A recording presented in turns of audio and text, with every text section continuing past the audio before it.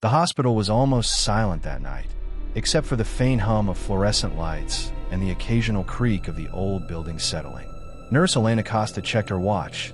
3:12 a.m. She had been on night shift for years, but there was always something about the third floor of St. Alden's Hospital that made her uneasy. Room 404 sat at the far end of a dimly lit hallway, its door always shut, its blinds always drawn. No one ever seemed to go in or out. Patients whispered about it, but when Elena asked the other nurses, they just shrugged or told her to focus on your rounds. The thing was, Elena had never seen a name on a chart. That night, as she passed by, she noticed something strange.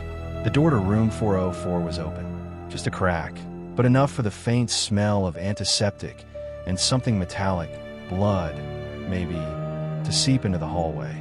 Her gut told her to keep walking, but curiosity had a way of pulling at her like invisible hands. She pushed the door open. The room was dim, lit only by the pale glow of a heart monitor in the corner. The green line on the screen pulsed steadily. Beep, beep, beep. In the bed lay a man, thin and pale, with sunken eyes and skin that looked stretched over his bones. He was hooked up to 4 lines, his lips slightly parted as if he'd been caught mid-breath. "Sir," Elena whispered. The man's eyes flicked open, and she froze. His gaze was sharp, almost unnatural, and there was something ancient about it, like he had seen far more than any human should. "They left me here," he rasped. His voice was so dry it sounded like paper tearing. "They said I wasn't ready to leave." Elena glanced at his chart. There was no name, no admission date, no medical history, just a single note scrawled in red ink. "Do not discharge." "Who?" she asked before she could stop herself. "The ones in the walls," he said, eyes darting to the shadows of the corners of the room. "They whisper, they watch, they feed." A sudden scraping sound came from the ceiling. Elena looked up, but saw nothing. When she looked back down, the man was sitting upright in his bed, though she hadn't seen him move. "You shouldn't be here," he said flatly. "They know you're here now." The heart monitor beeped faster. The shadows in the room seemed thicker, darker, curling toward her like tendrils of smoke. Elena's instincts screamed for her to leave, but her feet felt rooted to the floor. Then, the whispering began. It wasn't in the room. It was inside her head. Dozens of voices, murmuring words she couldn't understand, growing louder and louder until her vision blurred. The man's face twisted into a thin smile. "They like new blood." The shadows surged. Something cold and wet brushed against her ankle, and she bolted from the room, slamming the door behind her. The whispers cut off instantly, replaced by silence. She ran to the nurse's station, panting, and told her colleague what had happened. The older nurse's face went pale. "Elena," she said quietly, "room 404's been empty for years. We don't assign anyone there." Elena stared at her, shaking her head. "No, there's a man in there. Her colleague cut her off. "The last patient in that room died in 1979. He said the same thing to the last nurse who saw him alive, that they weren't ready to let him leave." Elena turned slowly toward the end of the hallway. The door to room 404 was closed now. The blinds were drawn, and on the glass, in the faint reflection of the hallway light, a thin, pale face was watching her. It was just past midnight in St. Mary's Hospital, a small but well-equipped medical center on the outskirts of a quiet European town. Dr. Elias Hart, a seasoned surgeon, was finishing his rounds when the intercom crackled to life. "Dr. Hart, please report to operating room 3 immediately." Patient prepped and ready. That was odd. He hadn't been scheduled for any late-night surgery, and or 3 was supposed to be locked for maintenance. Still, procedure was procedure, and emergencies happened without warning. He washed up, put on his sterile gown, and pushed the heavy door open. The room was cold. Not the usual sterile chill. This was the kind of cold that sank into bone. A woman lay on the table, covered in a surgical drape except for her face. She was pale, with dark, sunken eyes staring straight at the overhead light. Her lips moved slightly, but no sound came out. "What's the case?" Dr. Hart asked the nurse on duty, a tall woman he didn't recognize. She didn't answer. She just handed him a scalpel. "I need the patient's chart," he insisted. Still nothing. The nurse's face remained expressionless, her eyes fixed on the patient as if in a trance. He took a step back. "This isn't right." We don't operate without consent forms, without knowing the condition. The woman on the table turned her head toward him, slowly, unnaturally slowly, and whispered in a rasping voice, "They want me to be like them." A sharp pain stabbed the base of his skull. The overhead light flickered violently. In that brief darkness, he saw shapes, tall, faceless figures standing in the corners of the room, their long hands twitching. When the light came back, the nurse was gone. The door was shut. Dr. Hart's heart raced. He reached for the intercom to call for security, but the speaker only hissed with static. Through the static, a voice emerged, a deep, wet whisper. "She was never on the schedule, doctor. Neither are you." The woman sat up in one swift motion, the surgical drape falling to the floor. Her chest was open, but there was no blood, just darkness, endless and shifting. Something moved inside it, pressing out toward him. He stumbled back against the wall, his breath ragged. The lights cut out completely. The darkness inside her chest seemed to spill into the room, swallowing the walls, the equipment, even the floor beneath him. In that black void, dozens of pale faces appeared, each with gaping mouths, whispering in unison, "We're making room for you." When Dr. Hart woke, he was strapped to the operating table. The same strange nurse stood above him, but now her mask hung loose, revealing a mouth that stretched impossibly wide. She raised a scalpel. "We'll start the procedure now," she said. The last thing he heard before the light above him turned black was the patient's voice, now right in his ear. "Welcome to the schedule." The first time Ethan noticed something strange about the elevator was on a rainy Thursday night. He had been working late at his new job in an old corporate building downtown. The place had a certain 1970s charm, but also a lingering feeling that it hadn't been touched for decades. The flickering fluorescent lights in the hallway and the faint hum of the ancient ventilation made the silence heavier. At 11:47 p.m., Ethan finally left his office on the 12th floor. The hall was empty, his footsteps echoing unnaturally. He pressed the call button for the elevator, and after a sluggish hum, the metal doors creaked open. He stepped inside, yawning, and pressed G for ground floor. The elevator jerked once and began its descent. At first, it felt normal, the familiar downward pull, the occasional rumble as it passed a floor. But after a while, Ethan noticed something unsettling. The floor indicator above the door had stopped changing. It was stuck on 4. Yet, the elevator was still moving down, or at least it felt like it was. He frowned, pressed the door open button. Nothing. He pressed emergency stop. No response. The hum grew louder, deeper, like the machinery was straining. The fluorescent light overhead flickered, casting a shadow against the metal walls in strange, stretched shapes. Then the indicator light 4 went out entirely, leaving only the dim interior light.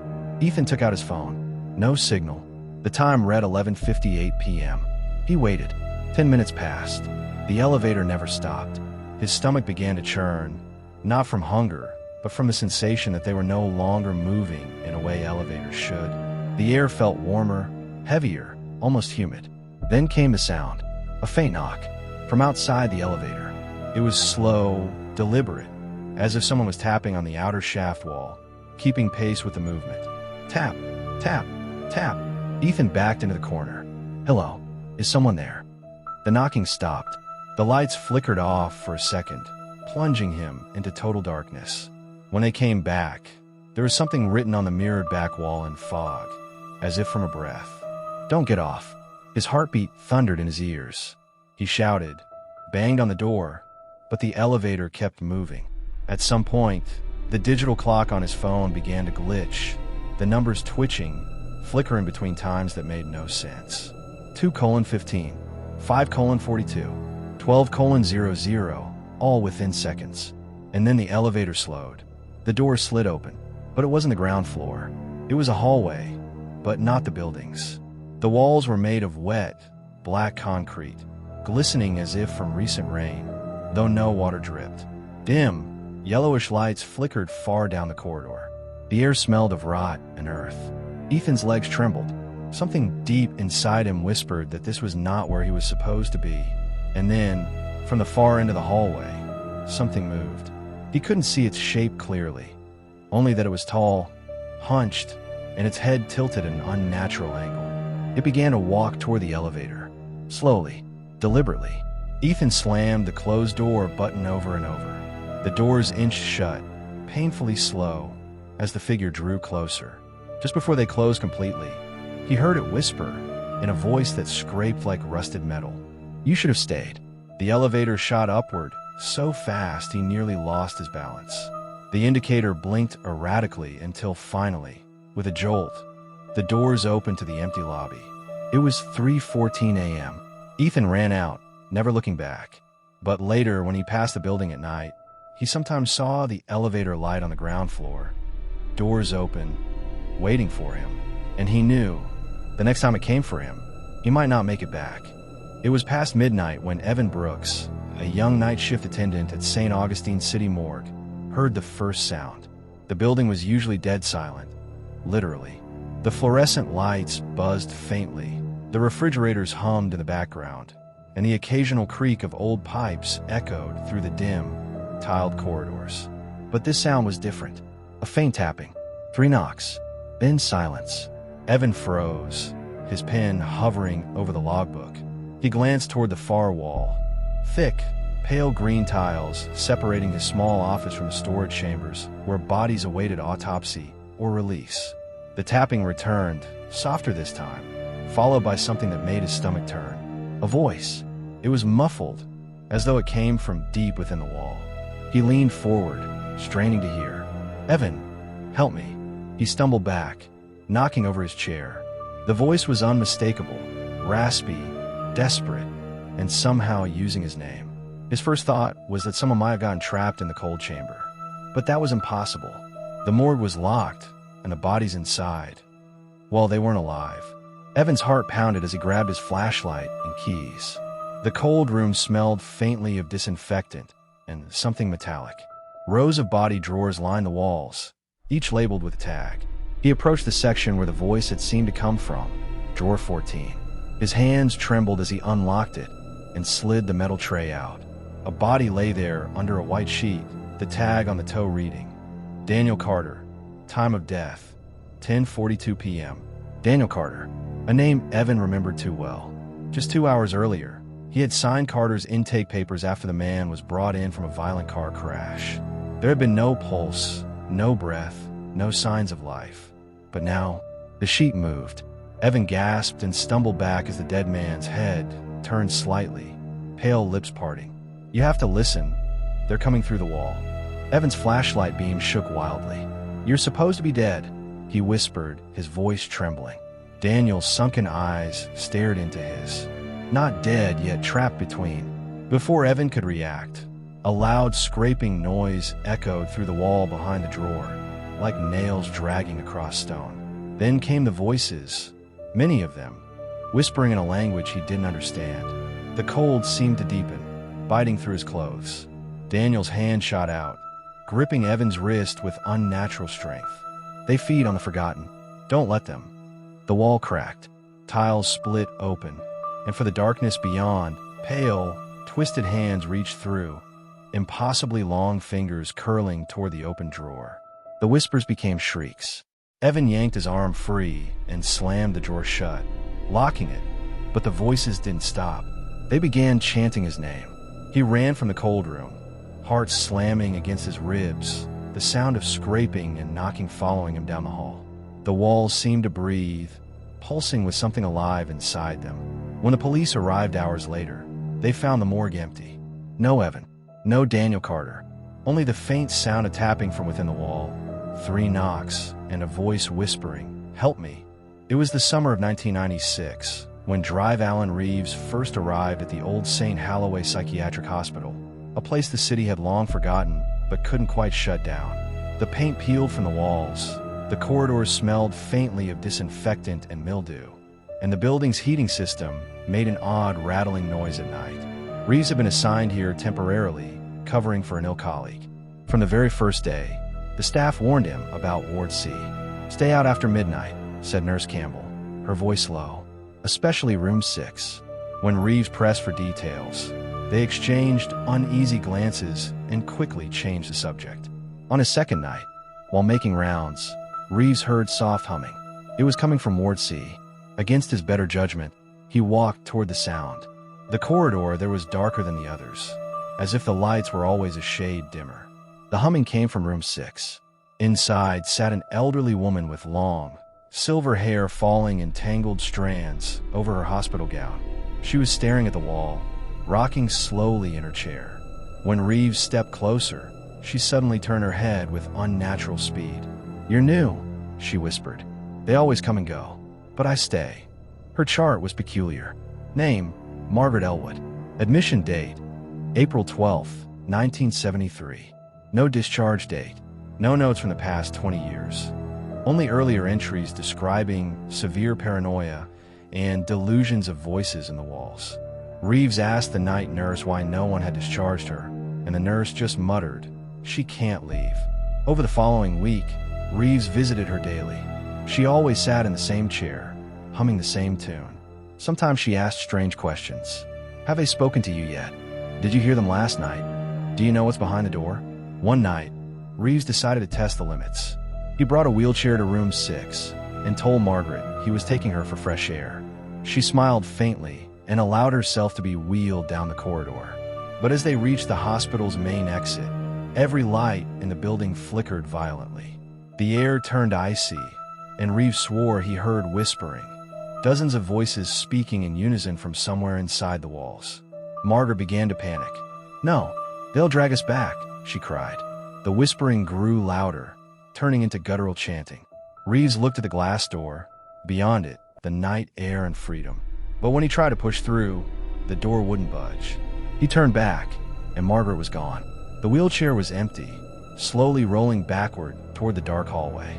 Reeves chased it, heart pounding, and found her already sitting in her chair in room 6, humming as if she had never moved. Shaken, Reeves demanded answers from Nurse Campbell the next morning. She finally told him the story. In 1973, Margaret had been admitted after claiming she'd opened a door during a seance. 3 nights later, every patient in Ward C vanished, except her. She was found rocking in her chair, repeating the same tune. Since then, anyone who tried to move her outside the ward would experience interference, as if the building itself refused to let her go. Reeves left St. Halloway 2 weeks later, relieved to return to a modern clinic. But sometimes, late at night, he swore he could hear that same humming, even though he lived miles away. And Margaret Elwood? She's still there. Room 6, Ward C, St. Halloway Psychiatric Hospital. Waiting. It was 1998 when my uncle, Daniel, was admitted to St. Mary's Hospital after a severe car accident. I was only 17, but I visited him every evening after school. The hospital was an old, gray building on the edge of town, with peeling paint and corridors that seemed to stretch forever. At night, it was almost silent, too silent. One Thursday evening, I stayed longer than usual. Visiting hours had ended, but the nurses didn't mind. Uncle Daniel had fallen asleep, so I decided to stretch my legs and wander down the empty hallways. The fluorescent lights buzzed overhead, casting an unnatural, pale glow. As I turned a corner toward the east wing, a section I had never been to, I saw her. A nurse, dressed in an old-fashioned white uniform with a cap, walked slowly ahead of me. She didn't seem to notice me. I was about to call out to her, but then I froze. She walked straight into the wall, not around it, not through a door, into the solid wall. And she was gone. I stood there, heart pounding, trying to understand what I had just seen. The silence in that corridor felt heavier now. A chill crept up my spine. I backed away, returning to my uncle's room, but couldn't shake the image from my mind. The next evening, curiosity got the better of me. I asked one of the younger nurses if the East Wing was in use. She glanced around nervously and whispered, "That part of the hospital has been closed for over 30 years. They say it's haunted by a nurse named Margaret. She died during her shift in 1964, and she never left." I asked what happened to her, but the nurse only shook her head and walked away. A week later, my uncle was moved to a different floor. Late one night, I went to bring him some magazines. As I stepped out of the elevator, I saw her again, the same nurse, Margaret. She was standing at the far end of the corridor, looking directly at me. This time, she smiled. Before I could react, she turned and walked into the wall, the exact same way as before. But that night, when I got home, something was different. I could swear I smelled hospital disinfectant in my bedroom. And in the reflection of my window, for just a second, I saw her standing behind me. The old St. Augustine Hospital stood like a relic of another time, its faded white walls stained with decades of neglect, its dimly lit hallways echoing with the soft hum of fluorescent lights. Most of the building was still in use, but the West Wing had been closed for years. There, behind a rusted metal door, was Operation Room 6. No one went near it. No one spoke about it openly. Elena Ramirez, a young surgical intern, had heard the rumors. Patients who entered Room 6 never came out alive. Some claimed their bodies were never found. Others whispered that the room was cursed, that it was shut down after a surgery went horribly wrong in the late 1980s. The official story?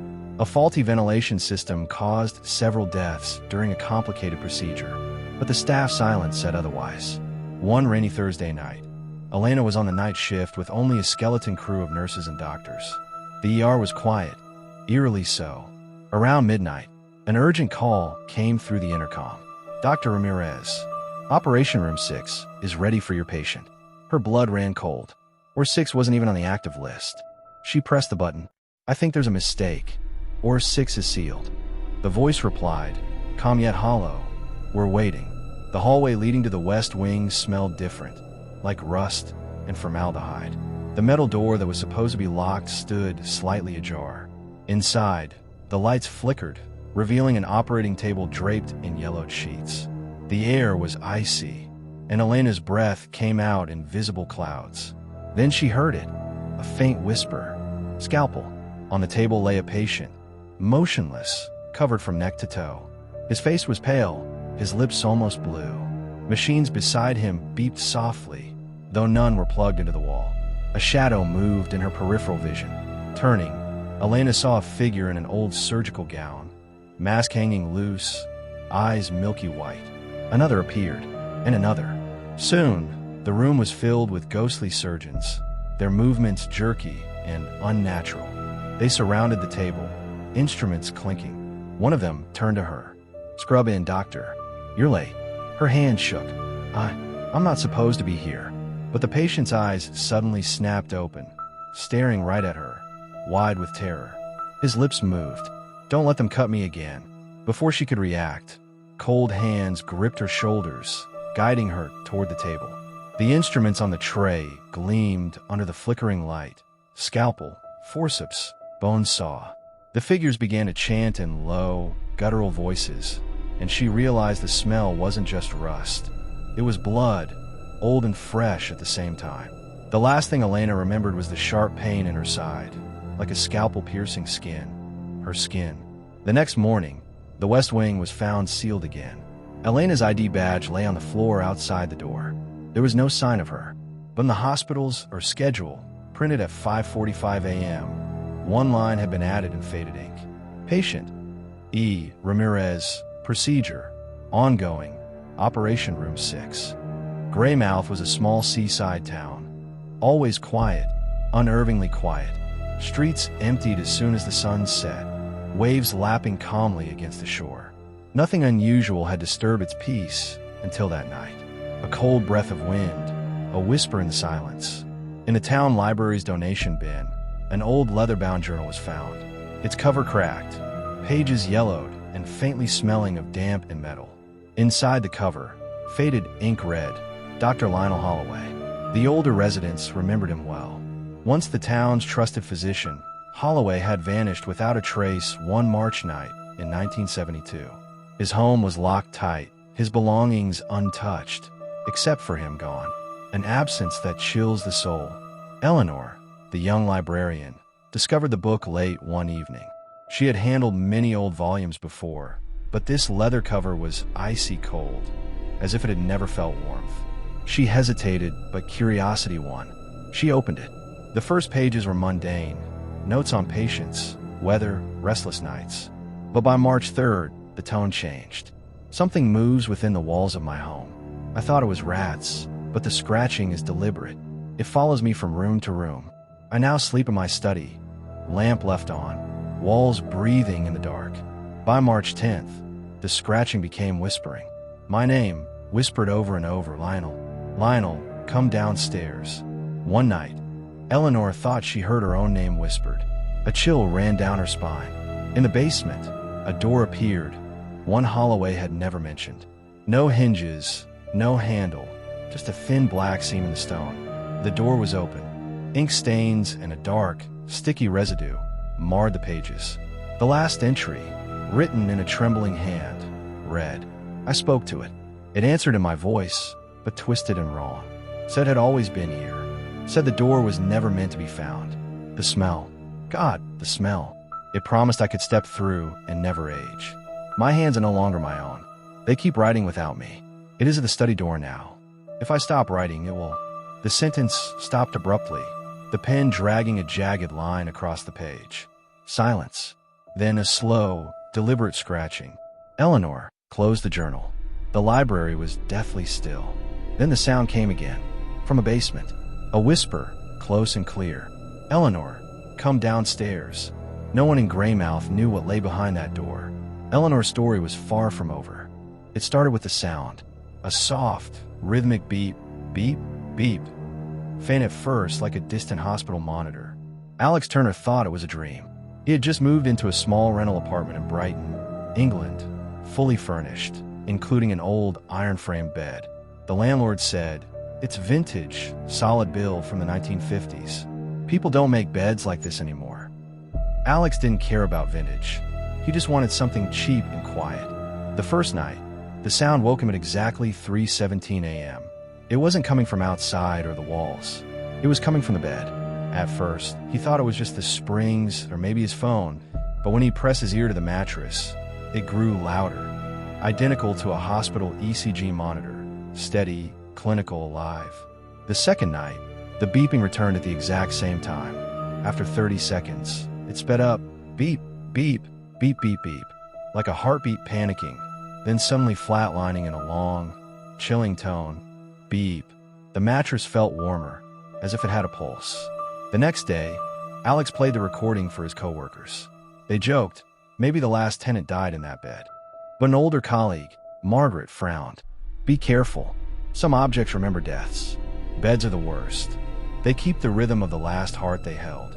That night, Alex nearly slept on the couch, but curiosity won. On the third night, at 3:17 a.m., the beeping began, but this time there was faint, ragged breathing. The mattress dipped beside him, as if someone invisible had just lain down. The beeping rose into panic, the springs twitching. The flatline tone returned, growing louder until it vibrated through the frame.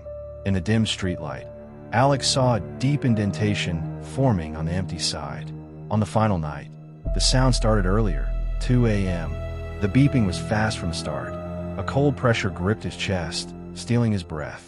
His own heartbeat synced with the bed's. Through blurred vision, he saw a thin shadow lying beside him, mouth open in a silent gasp. The ECG flatlined, and so did his. The last thing he heard was the long tone inside his own head. 2 weeks later, the landlord rented the flat to a new tenant. The bed stayed, and at 3:17 a.m., the beeping began again. It happened in the middle of a rainy Tuesday night, in a small hospital tucked away in a quiet town.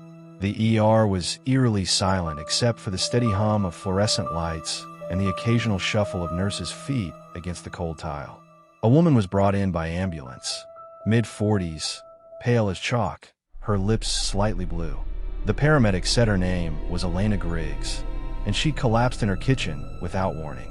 Dr. Faraday, who had worked there for over 20 years, immediately noticed something unsettling. Her eyes were wide open, darting around the room, as if she could hear and see everything, but she was completely unresponsive. They hooked her up to the heart monitor. The beeping was faint, uneven, then flatlined. 0:14 a.m. Time of death was called. The room fell into that strange, heavy stillness that follows the last breath. A nurse began to cover her with a sheet. That's when it happened. "Don't cover my face." The voice was soft, shaky, but it was hers. "Elena." The nurse froze. Dr. Faraday's stomach tightened. The heart monitor still showed a flat line. Her skin was growing colder by the second, but she kept talking. "They're here," she whispered, her eyes shifting to the far corner of the room. Everyone turned, but there was nothing there, just the shadowy edges of medical equipment in the dim light. "They're waiting right behind you," she added, her voice growing more strained. The nurse nearest to the door swore. She felt something brush her hair, like a hand moving past her head. She backed away, bumping into the wall. Elena's lips trembled. "They've been waiting for me, but they didn't expect you." Her gaze fixed on Dr. Faraday. "Now they'll take you instead." The heart monitor remained dead silent. Dr. Faraday stepped back, suddenly feeling a cold, damp pressure on his chest, as though invisible fingers were pressing into his ribs. Elena's voice shifted, lower, raspier. "Once they touch you, they never leave." Then her mouth fell open, her eyes rolling back. The heart monitor gave a single, sharp beep. Her body went limp. 0:16 a.m., confirmed. She was truly gone. The rest of the night, none of the staff spoke much. But every single one of them, at some point, felt something just over their shoulder, something breathing slow and steady, waiting. And Dr. Faraday, he started hearing whispers at night, words in a voice he couldn't forget.